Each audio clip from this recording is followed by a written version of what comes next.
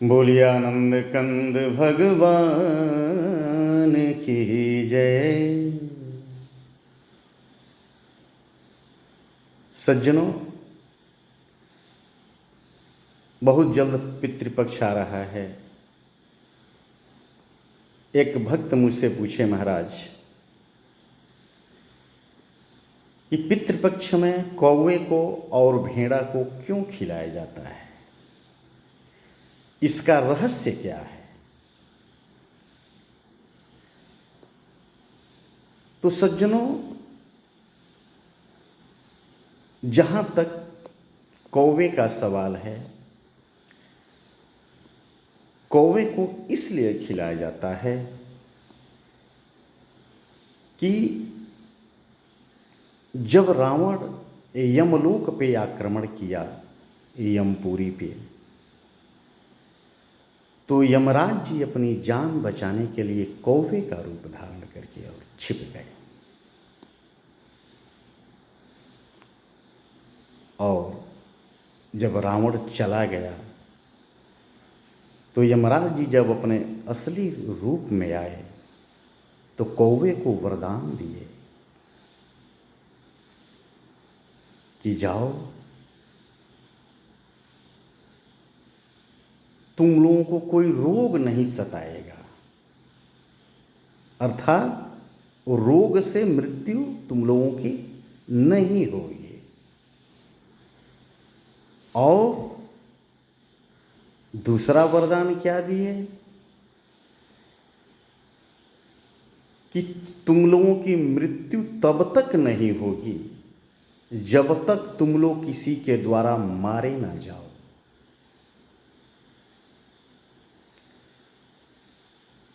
और तीसरा वरदान दिए कि पितृपक्ष में जो कोई सज्जन तुम लोगों को दाना देगा, खिलाएगा, उसके पितृ जो हैं, पितर लोग, हमेशा हमारे यहाँ अमर रहेंगे और उनकी संतति जो भी होगी या है, उनका जीवन सदा मंगलमय बीतेगा।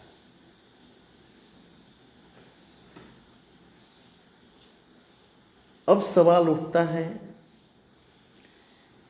भेड़ा को क्यों खिलाया जाता है? तो इसकी भी विचित्र कथा है सज्जनों।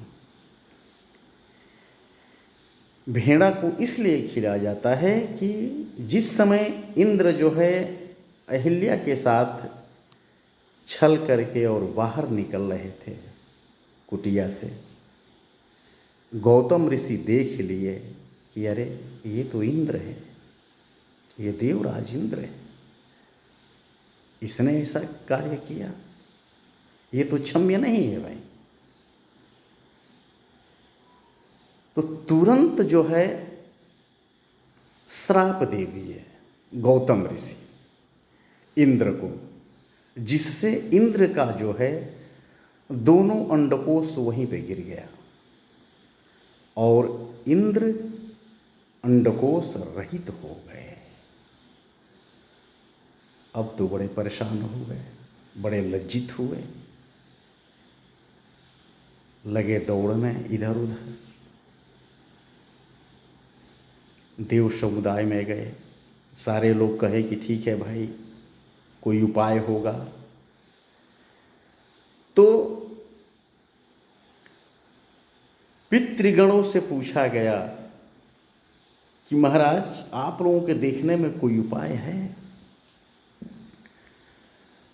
तो पितृगण कहे कि एक उपाय है। चूंकि ये देवराज इंद्र हैं, देवताओं के राजा हैं, तो इनके लिए तो भाई उपाय निकालना पड़ेगा।